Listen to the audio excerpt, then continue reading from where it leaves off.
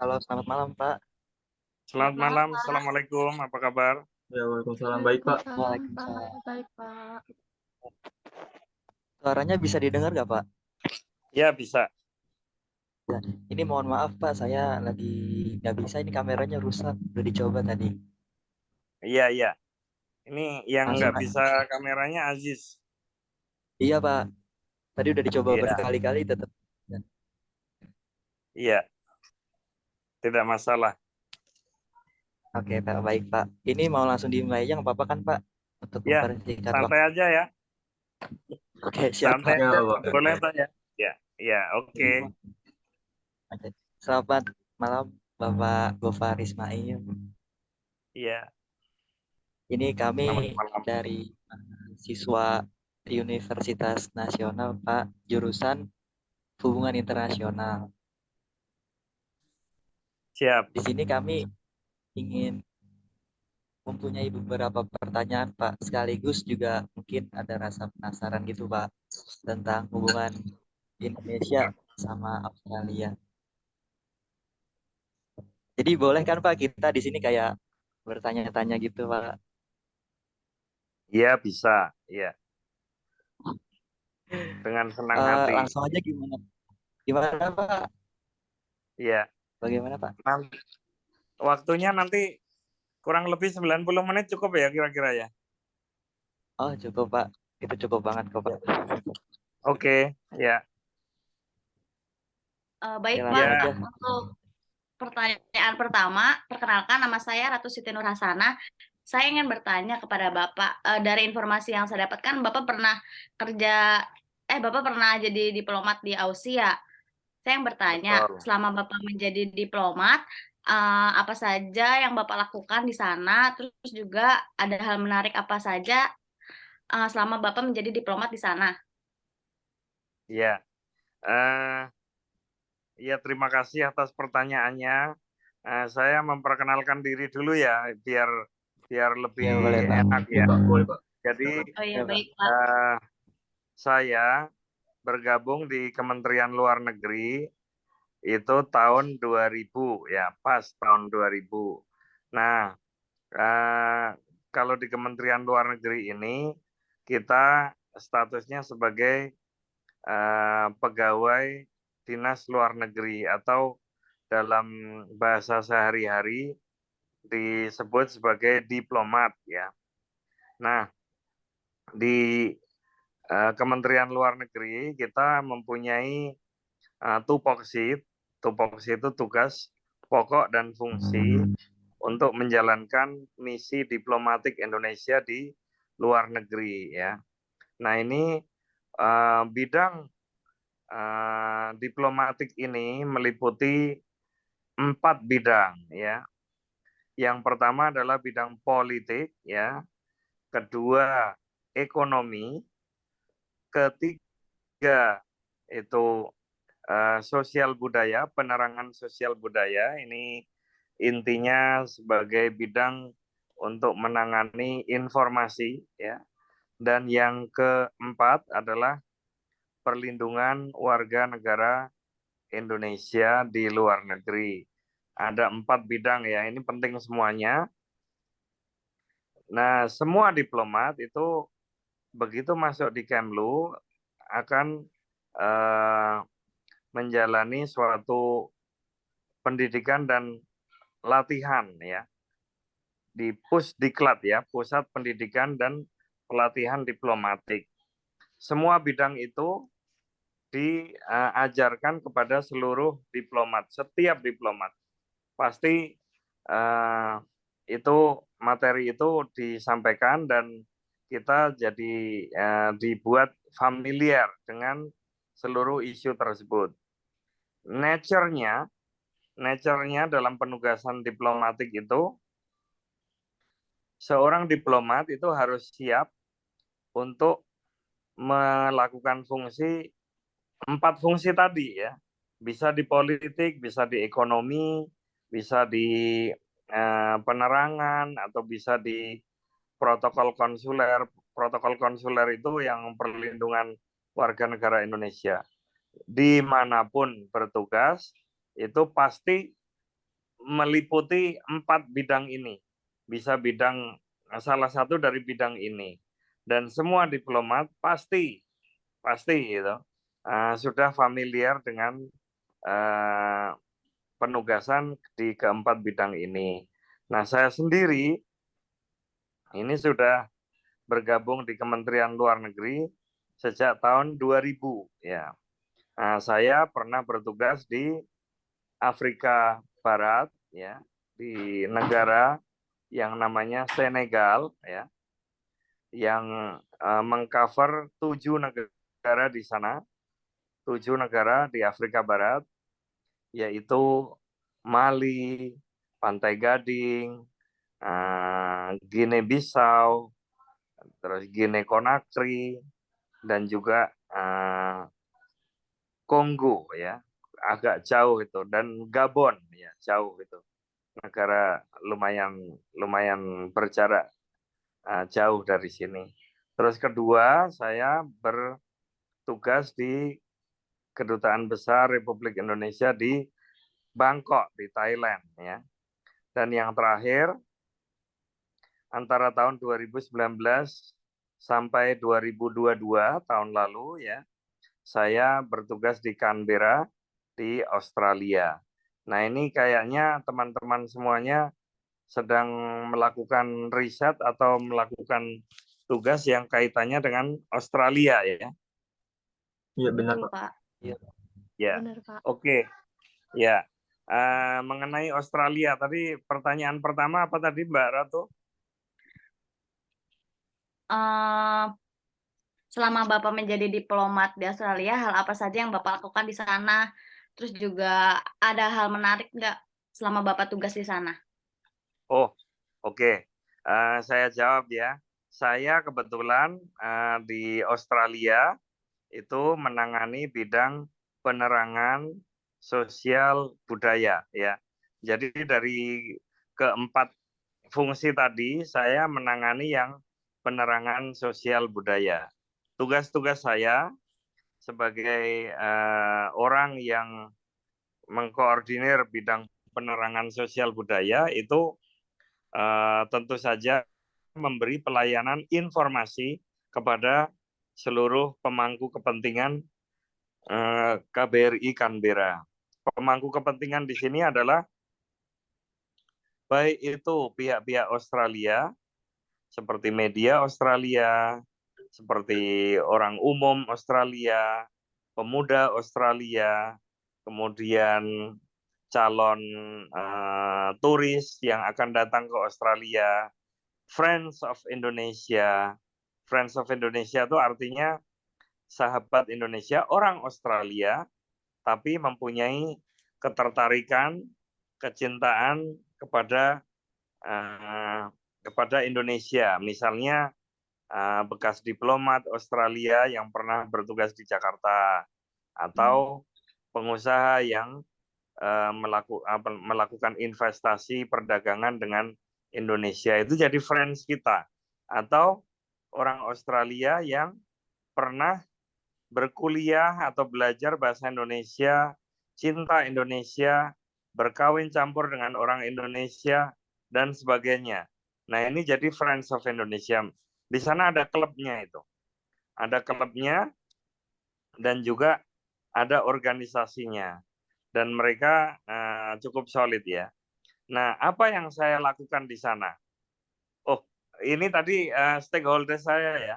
Ya, stakeholder saya tadi kan ada audiens orang Australia dan juga ada audiens orang Indonesia. Orang Indonesia yang ada di Australia.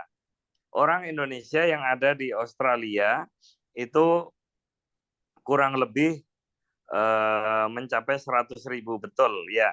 Itu angka besarnya ya. Tapi menurut laporan ada juga yang memberitakan itu 80.000 ya, orang Indonesia yang ada di seluruh Australia.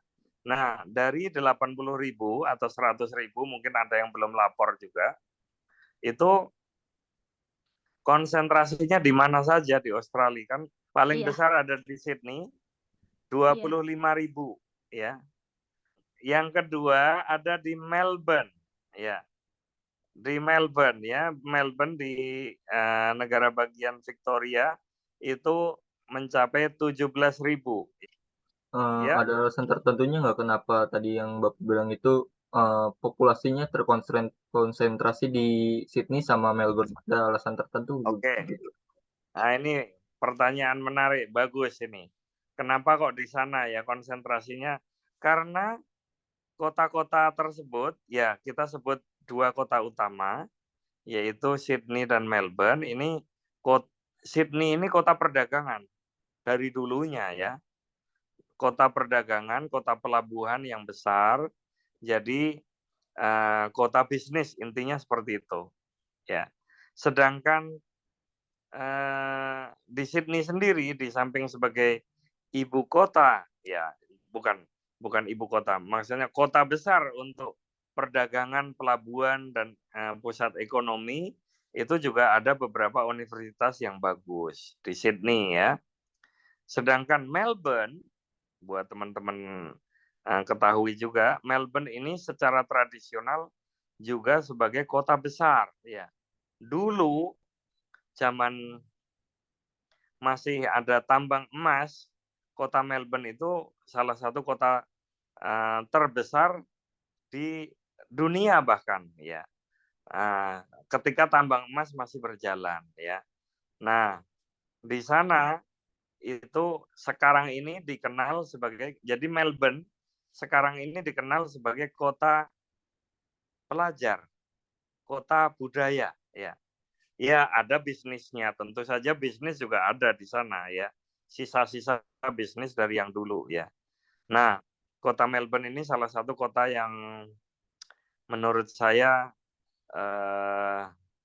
lengkap ya. Dan unsur budayanya, inovasinya, kemudian ada kreatif ekonominya, itu sangat hidup. Dan kebetulan di sana banyak universitas yang ternama di Australia itu adanya di Melbourne, banyak di Melbourne. Nah, itu menjadi kota yang sangat menarik, campuran antara bisnis, budaya, kota universitas, kota pelajar, dan kota inovasi ya. Menarik. Lanjut ya, kegiatan apa saja yang saya lakukan di sana, karena saya ini bertugas di bidang penerangan sosial budaya, intinya tugas saya di sana adalah melakukan promosi ya. Promosi saya dalam bidang apa saja? Ya karena saya bidang penerangan, maka saya menerangkan, memberikan informasi mengenai hal-hal yang baik dari Indonesia. Ya. Nah, hal yang baik dari Indonesia ini apa saja gitu? Yang indah, yang enak, yang apa namanya? Yang indah itu tentu saja alamnya, alam Indonesia, wonderful Indonesia ya. Konsep dari pariwisata kita. Kemudian keindahan sosial budaya kita, kekayaan budaya kita dari pakaian daerah, dari rumah daerah, dari tari-tarian seni budaya kita sampai ke bidang kekayaan kuliner kita ya. Kuliner kita juga sangat disukai di sana.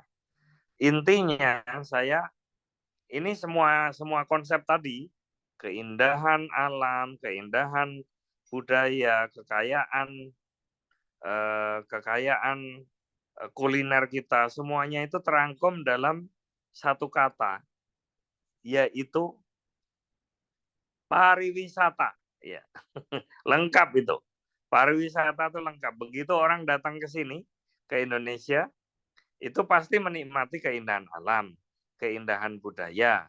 Pasti nggak mungkin nggak makan. Pasti makan makanan Indonesia. Mesti bertemu dengan orang Indonesia. Ramah tamahnya dinilai. Ya, kegiatan saya di sana bersama tim itu melakukan promosi. Promosi itu terdiri dari promosi pariwisata, kemudian promosi kuliner Indonesia, promosi seni budaya Indonesia. Ya, seni budaya ini kita mengadakan performance ya, tampilan-tampilan, misalnya tampilan gamelan, angklung, kemudian kita berkunjung ke universitas, berkunjung ke sekolah, dan selain itu kami juga aktif mengikuti festival internasional yang ada di sana. Festival itu biasanya diadakan cukup sering di sana. Empat kali dalam setahun ya. 4 kali itu tergantung musimnya sebetulnya. Kan 4 musim ya. Itu ada festival masing-masing di setiap musim tersebut. Nah, ketika mereka mengadakan festival ini, itu juga terbagi dalam banyak daerah. Misalnya daerah A, kota A mengadakan summer festival. Terus kemudian jarak seminggu kota lain masih summer ya, summer festival. Jadi banyak sekali festival yang ada di sana ya. Itu kalau secara garis besar ada 4 musim dan tiap-tiap daerah itu mengadakan festival. Kita tinggal ikut yang kita sanggupi saja. Nah, biasanya di sana kita menampilkan kesenian Indonesia dari gamelan, kemudian tarian, terus kemudian angklung. Angklung ini asik sekali karena angklung ini kan sifatnya bisa mengajak audiens ya. Audiens untuk memainkan angklung ya. Kita banyak bawa angklung sebanyak 200 biji, kita bagi ke audiens, kemudian kita memainkan lagu Indonesia maupun lagu Australia. Selain itu kita juga mengadakan festival mandiri yang berjudul Festival Indonesia yang kita adakan khusus di KBRI sendiri. Nah, ini dahsyat, ini pekerjaan ini dahsyat. Saya sebagai koordinator mengadakan Festival Indonesia, kemudian menampilkan rangkaian tampilan dari Indonesia yang penampilnya saja jumlahnya 100 lebih ya, dari pagi sampai sore. Nah, di situ kita juga membuka booth kayak bazar gitu, teman-teman sekalian. Bazar ini diikuti oleh banyak sekali masyarakat Indonesia yang berminat di sana. Jadi kita sebagai koordinator fungsi penerangan sosial budaya mengorganisir ini gitu. Tempatnya di KBRI, dengan lahan di KBRI, dengan properti yang ada di KBRI, tenda-tenda itu tenda-tenda untuk pameran bazar itu kita sediakan, dan tampilannya pun panggungnya kita buat, dan dalam sehari itu ada 6.000 orang dari bule-bule Australia ya, yang menghadiri festival kita. Aku cinta produk Indonesia.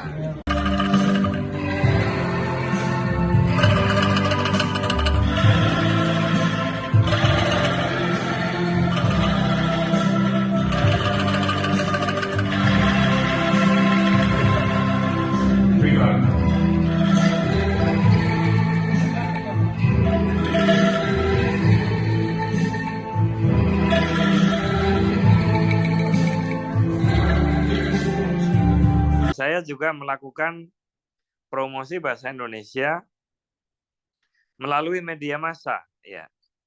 Karena peminat bahasa Indonesia ini banyak di Australia, saya juga membuat rubrik mengisi rubrik Indonesian Language Course ya di media massa sana gitu. Ya, tentu saja dengan bekerja sama dengan media massa tersebut. Jadi tiap bulan saya mengirimkan materinya untuk dimuat di media mereka. Selanjutnya mungkin. Saya ada pertanyaan di sini Pak. Menyangkut tadi kan bidang Bapak itu kan sosial budaya. Ini pertanyaan saya itu di akhir-akhir tahun inilah dari 2022 sampai 2022 itu sampai 2023 ini hubungan internasional Indonesia sama Dan Australia itu pada bidang sosial budaya itu seperti apa ya Pak ya? Apa kan tadi kan Bapak udah jelasin kalau dari Australia itu tertarik sama hubungan apa sih sama sosial budaya Indonesia. Ada proyek-proyek gitu nggak Pak dari Australia itu buat meneliti budaya Indonesia atau buka proyek kolaborasi sosial budaya Ya, Indonesia gitu nggak? Ada nggak Pak? Ya, terima kasih Pak. ya ada. Ya, dalam bidang sosial budaya, mungkin proyek yang bisa saya kemukakan itu dalam bidang pendidikan ya. Ini yang kaitannya dengan sosial budaya ini bidang pendidikan, di mana Australia ini sudah lama sebetulnya, sudah lama mengajukan proposal untuk bekerja sama dalam bidang pendidikan tinggi dengan Indonesia. Dengan cara apa? Dengan cara membuka universitas Monash University ya di Indonesia. Nah, ini sudah terwujud di tahun mulai tahun 2022 ya. Nah, kampus Monash University ini ada sudah dibangun tepatnya di BSD ya. Tepatnya kalau di Jakarta di BSD. Ini dibuka untuk postgraduate ya, buat master dan juga untuk program doktoral. Sedangkan untuk S1 tidak dibuka karena memang aturan di dalam negeri Indonesia itu belum mengizinkan untuk membuka S1 di sini. Karena S1 di sini harus S1 Indonesia lah ya. Seperti di UNAS, seperti di BINUS, Trisakti dan sebagainya, S1 murni Indonesia. Dan dalam bidang pendidikan sosial budaya juga, kerjasama ini dilakukan melalui pemberian beasiswa. Ya. Australia memberikan beasiswa kepada warga negara Indonesia melalui jalur AAS. Ya. AAS itu bantuan Australian Scholarship ya, yang diberikan kepada warga negara Indonesia. Caranya bagaimana? Caranya warga negara Indonesia itu mendaftar di Kedubes Australia yang ada di Jakarta atau ke mana konsulat mereka di Surabaya, Bali maupun di Makassar. Mereka punya konsulat di sana ya. Itu bisa diakses di sana, mendaftar di sana, kemudian mengikuti tes dan nanti kalau lulus, dinyatakan lulus, bisa belajar ke universitas yang diinginkan oleh mahasiswa, ya, pelamar, mau ke Canberra, ke Sydney, atau ke Melbourne gitu. Itu setiap tahun itu ada sekitar 200 orang kalau nggak salah. 200 orang Indonesia yang mendapatkan beasiswa AAS ya. Untuk belajar ke sana, free ya. Australia juga memberikan beasiswa kepada warganya sendiri, jadi warga Australia, untuk belajar ke luar negeri. Namanya beasiswa New Colombo Plan. Ya. Colombo Plan. Jadi ini tujuannya apa? Untuk memberikan kesempatan kepada warga Australia sendiri untuk belajar ke negara lain. Salah satu tujuan belajar mereka yaitu ke Indonesia. Ya.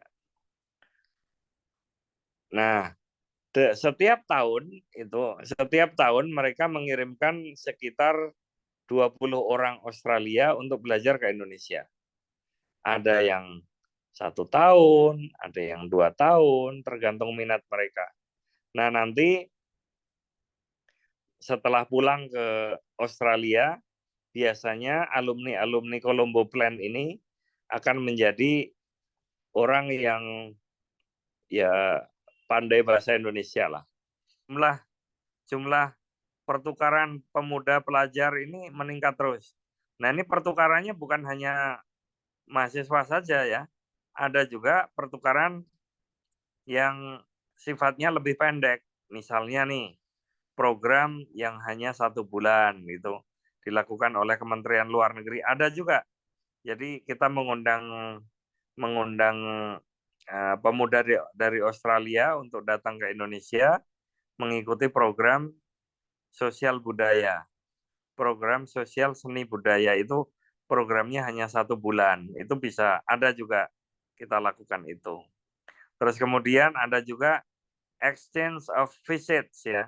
Pemuda Indonesia yang datang ke Australia untuk 2 minggu saja. Tepatnya 18 hari ya. Selama 2 minggu di Australia, kemudian minggu berikutnya setelah selesai yang Australianya datang ke Indonesia. Saling tukar menukar gitu loh. Selanjutnya silakan. Terima kasih Pak ya.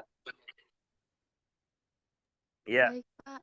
Saya Rindra Gading Novia Mutiara ingin bertanya, iya. apa saja kebijakan luar negeri yang ada di Australia? Apakah kebijakan tersebut untuk seluruh warga yang tinggal di sana, seperti penduduk asli ataupun negara asing itu gimana ya, Pak?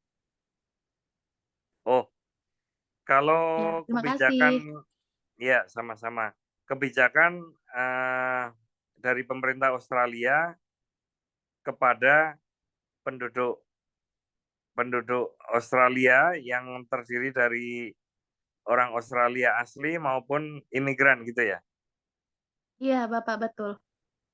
Oh ya, ini sebelum saya jawab pertanyaannya, saya luruskan dulu. Orang Australia itu bukan hanya orang yang berkulit putih saja, ya. Orang Australia itu dikenal sebagai negara yang multi etnis, multikultural, ya.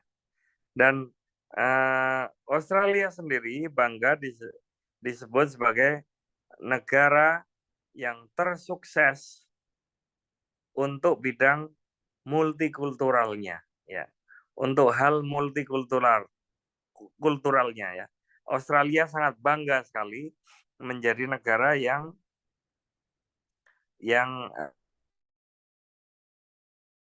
majemuk, ya.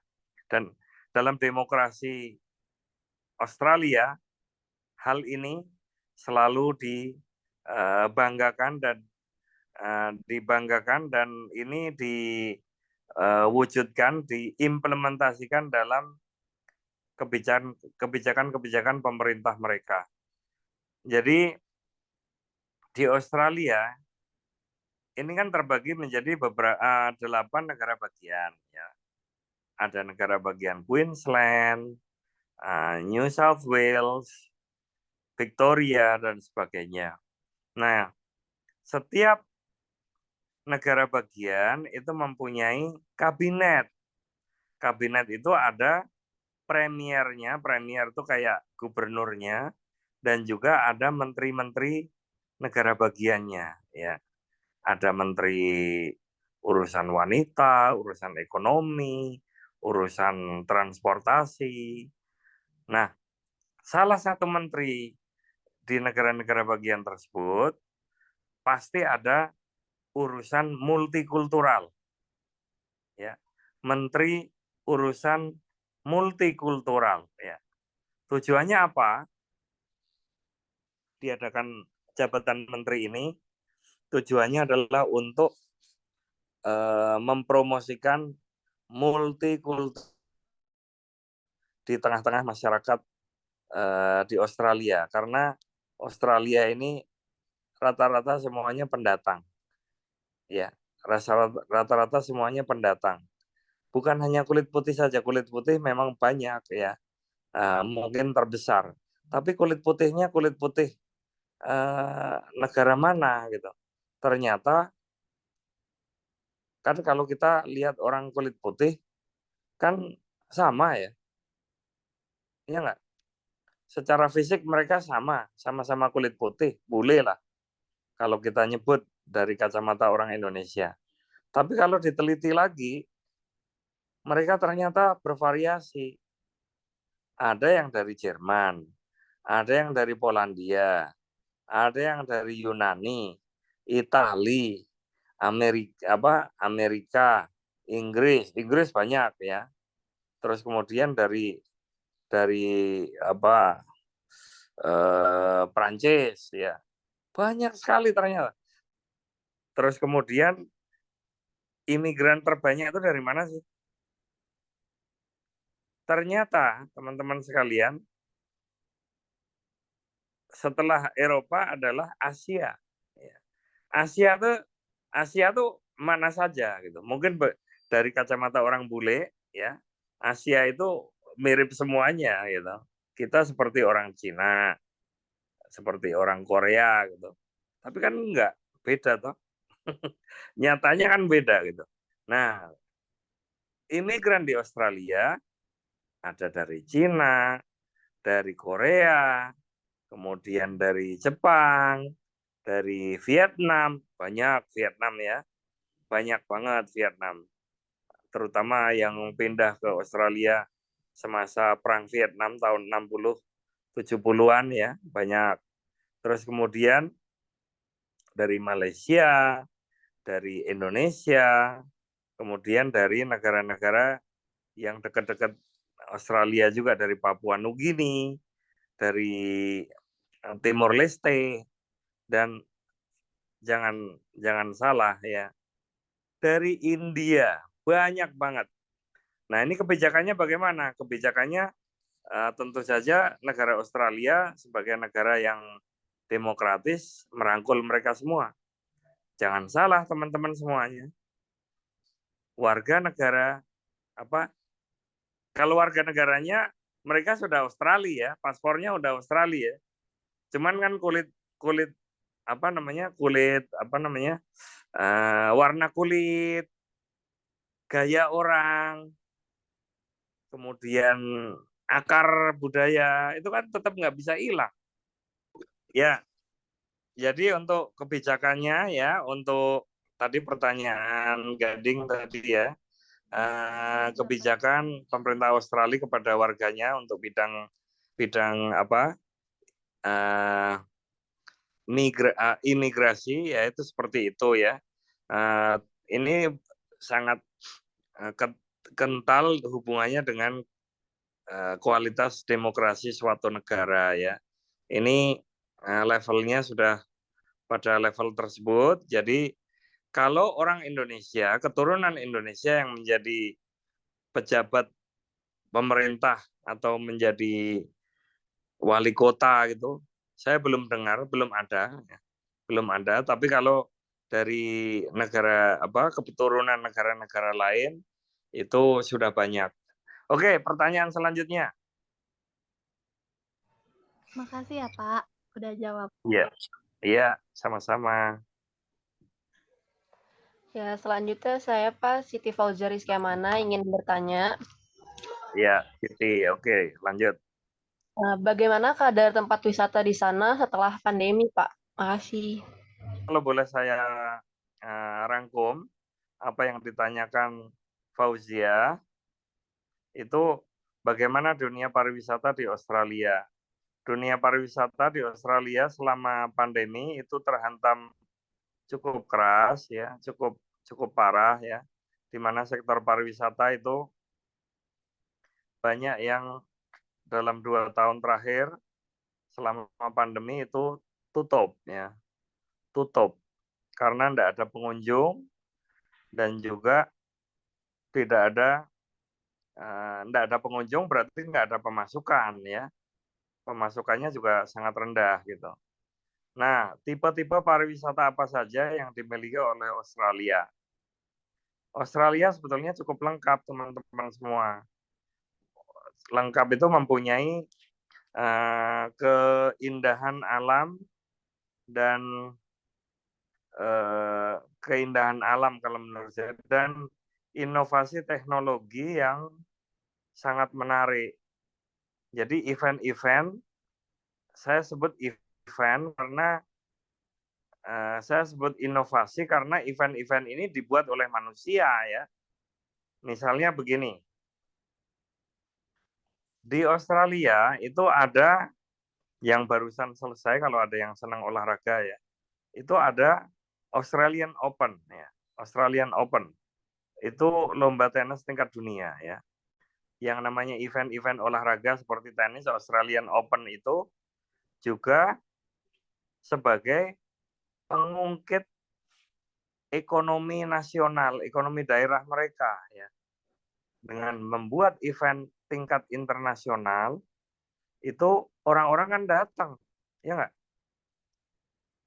Dari Indonesia datang, dari Jepang datang, dari seluruh negara datang, terus kemudian sorotan TV juga ke seluruh dunia itu menyorot event yang diselenggarakan di Melbourne ini, ya.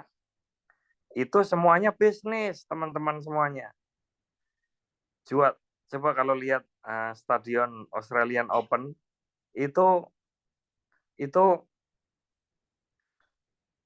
penuh, itunya apa namanya, tempat duduknya penuh sesak, penuh sekali, bahkan di luar juga penuh gitu. Itu semuanya uang, semuanya duit, semuanya bisnis itu. Dan event-eventnya memang dibuat menarik seperti itu. Nah, kalau di negara lain, di negara maju, pariwisata dan olahraga itu dikawinkan teman-teman semuanya. Karena konsepnya olahraga ini bisa sebagai pariwisata gitu. Jadi kita menyelenggarakan Formula One yang diselenggarakan di Australia juga. Formula One itu apakah hanya event balapan saja, balapan mobil saja? Tidak.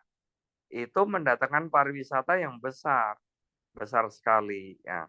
Nah, di Australia itu kalau saya melihat itu negara yang pandai membuat inovasi-inovasi sehingga pariwisata ini dikawinkan dengan event olahraga, dikawinkan dengan event seni budaya, misalnya mengundang apa namanya itu, mengundang Maroon 5 misalnya ya, untuk mengadakan konser di sana. Masa nonton Maroon 5 enggak mungkin gratis toh, teman-teman. Enggak mungkin gratis toh, kan beli tiket itu. Ya toh? Iya, Pak. Nah, Iya. orang pada datang beli tiket. Terus kemudian orang menginap di hotel sekitar itu. Semuanya jadi hidup. Pariwisata transportasinya jadi hidup, hotelnya jadi hidup, restoran juga penuh. Nah, itu di Australia mengundang bintang-bintang rockstar dari Amerika, dari Eropa itu sudah sangat jamak, sudah sangat sering dilakukan gitu. Terus kemudian menyelenggarakan event-event olahraga itu juga menjadi bagian dari promosi pariwisata ya. Nah, ciri khas dari pariwisata di Australia itu hal-hal yang seperti itu tuh. Itu inovasi manusia tuh. Agak berbeda dengan Australia. Australia ketika mengemas benda-benda tersebut menjadi suatu pameran, itu menjadi menarik sekali. Jadi penjelasannya itu dibuat, itu kan ada ilmunya tuh, ada ilmunya. Ilmunya itu ilmu apa namanya? Ilmu permusiuman tuh ada apa namanya? Ilmu kurasi ya. Jadi ada penjelasan edukasinya di situ. Terus kemudian dipelihara dengan baik, ruangannya juga yang representatif ya. Ruangannya ber-AC, yang nyaman gitu. Nah, kalau teman-teman sekalian nanti suatu saat, saya doakan semuanya mempunyai kesempatan ke Australia, melihat museum di sana, itu Anda akan betah di sana 3 jam, 4 jam ke museum, ke tempat inovasi-inovasi ini. Karena apa? Menarik, teman-teman semuanya.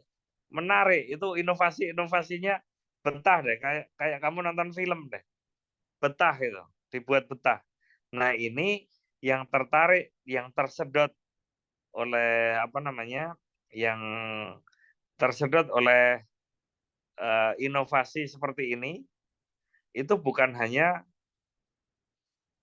turis dari Indonesia, turis dari Jepang, dari Cina, itu semuanya tertarik dengan dibuat kita itu dibuat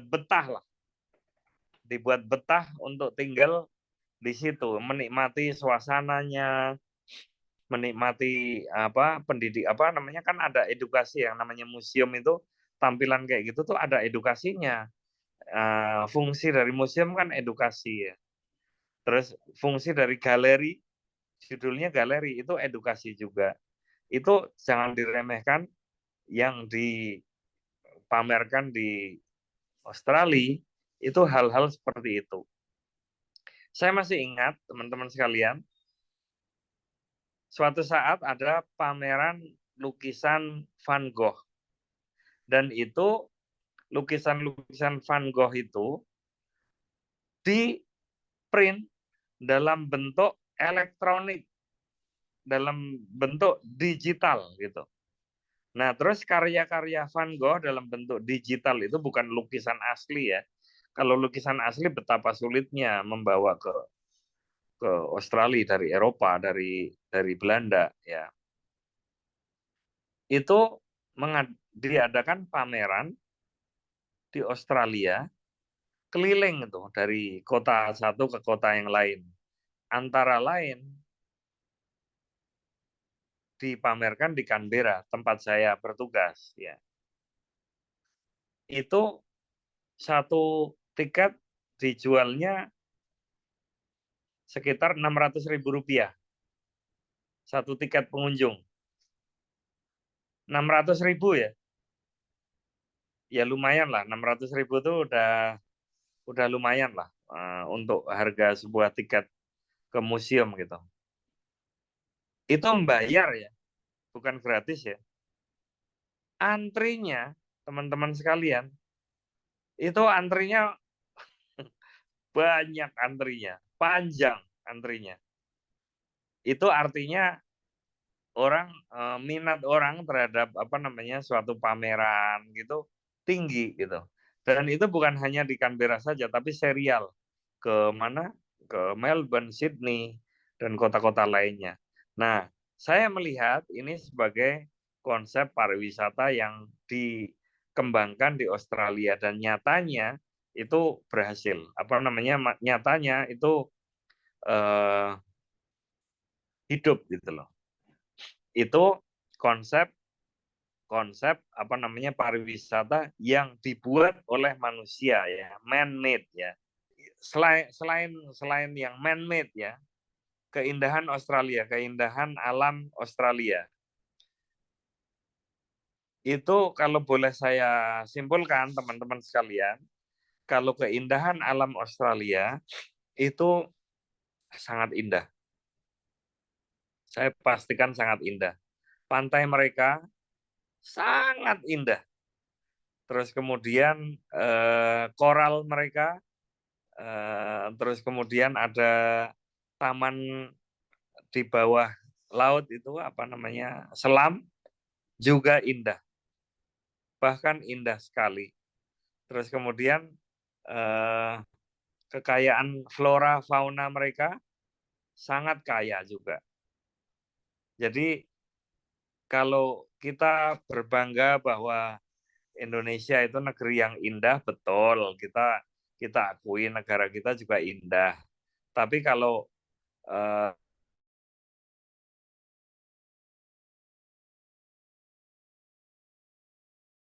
Australia indah gitu. Nah, kenapa orang Australia kok tertarik datang ke Indonesia untuk berlibur, untuk berwisata? Faktornya adalah nomor satu, karena kalau berlibur ke Indonesia jatuhnya lebih murah daripada berlibur di Australia sendiri. Ya iyalah, orang dari Melbourne misalnya berlibur ke Sydney ya mahal banget. Nginap di hotel tuh paling jelek ya $100 ya, $100, belum parkirnya, belum makannya. Pokoknya dalam total itu jatuhnya lebih mahal kalau liburan di Australia sendiri. Sedangkan kalau ke Bali, terbang ke Bali itu dengan sama-sama 1 juta, ya 1 juta rupiah katakan untuk hotel, itu kalau di Bali itu sudah mendapatkan hotel yang kelasnya lebih tinggi, ya. Dan seterusnya, ya. Intinya untuk biaya makan, transportasi, hiburan itu lebih murah untuk berlibur ke Indonesia, terutama Bali. Nah, di samping itu, kalau mereka datang ke Indonesia, itu memang kita mempunyai keunggulan dari Australia dalam bidang pariwisata itu, kalau untuk kesenian asli ya, kesenian asli yang autentik dari Indonesia, itu hanya dipunyai oleh Indonesia. Sedangkan autentik Australia itu tidak ada. Misalnya nih, masakan khas Australia, Anda menanyakan ke orang Australia apa masakan Australia yang otentik gitu, nggak ada, karena ya tadi penduduknya kan datang dari mana-mana, dari Jerman, dari Yunani, dari India, Pakistan. Ya makanya kalau orang Australia yang zaman sekarang ya tetap kebab, ada kebabnya. Kalau kita ke restoran Prancis ya dapat croissant. Tapi kan croissant, kebab, kemudian sate itu kan bukan Australia. Itu dari negara-negara asal migran mereka. Nah, kalau dalam hal itu kita menang, Indonesia menang. Tapi kalau dalam hal man-made destination, kita masih di bawah Australia. Kalau dalam hal keindahan alam, saya jamin Australia juga indah banget alamnya ya, alamnya indah sekali. Mungkin nanti suatu saat teman-teman sekalian nanti ada kesempatan nikmati salah satu keindahan alam di Australia.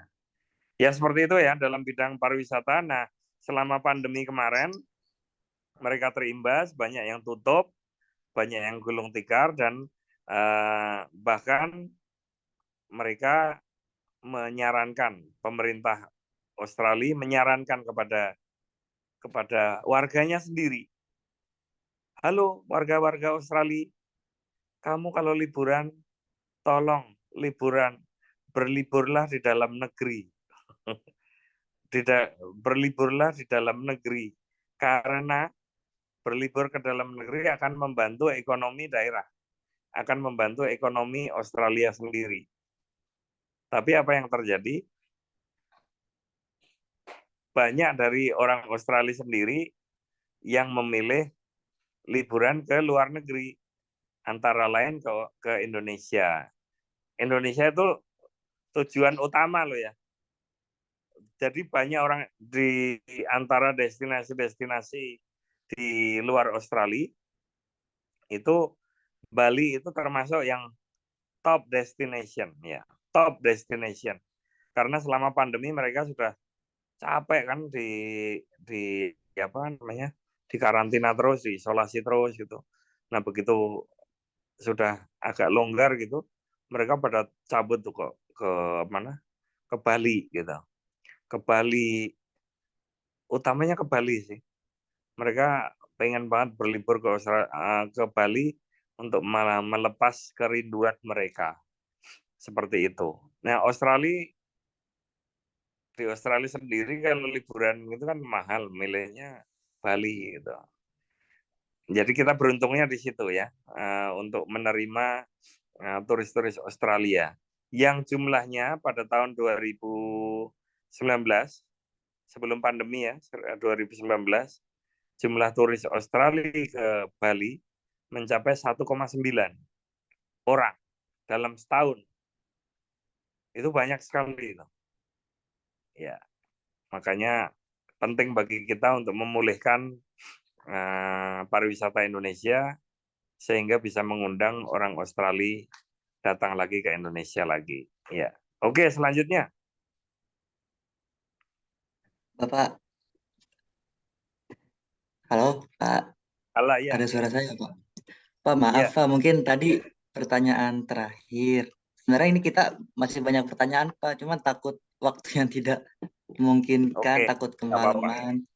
Ya, Ini juga kita sebenarnya masih banyak pertanyaan sekali buat nanya-nanya tentang bagaimana sih Australia itu gimana kehidupannya, belum lagi toleransi, kehidupan orang-orang sana sama Indonesia. Sebenarnya masih banyak, Pak. Cuman waktunya yang agak mungkin iya, takut iya, kemalaman, Pak.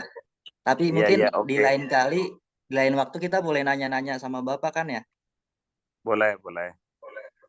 Iya, nanti mungkin kita lain waktu aja nanya sama Bapak. Mungkin Ya. ini terakhir tadi Pak pertanyaan dari Siti Fauziah sebagai penutup juga Pak. Ini terima kasih juga kita Terima yang kasih, tadinya sama-sama. iya kita tadi yang benar-benar nggak tahu sama sekali kehidupan di sana, bagaimana hubungannya. Mungkin semenjak Bapak ngasih tahu ada nambah wawasan Pak. Iya, Jadi terima kasih sekali Pak. Ini kami terima kasih sekali sama-sama. sama Bapak udah menyempatkan waktunya diwawancara sama kita Pak. Iya, sama-sama. Terima kasih banyak. Mudah-mudahan ini menjadi wawasan baru dan motivasi baru kepada teman-teman semuanya untuk bisa berkarya lebih jauh ya. Kalau mempunyai niat untuk belajar di Australia, memperdalam Australia, silahkan lakukan itu. Saya sebagai alumni Australia ya siap untuk berbagi dan kebetulan saya kan juga berteman dengan bapak-bapak ibu-ibu dosen yang tergabung di pusat studi Australia di UNAS, ya toh. Ada Pak Iya Hari, Pak, ada Bu Pak Irma, Hari. ya, ya, yang saya insya Allah nanti siap juga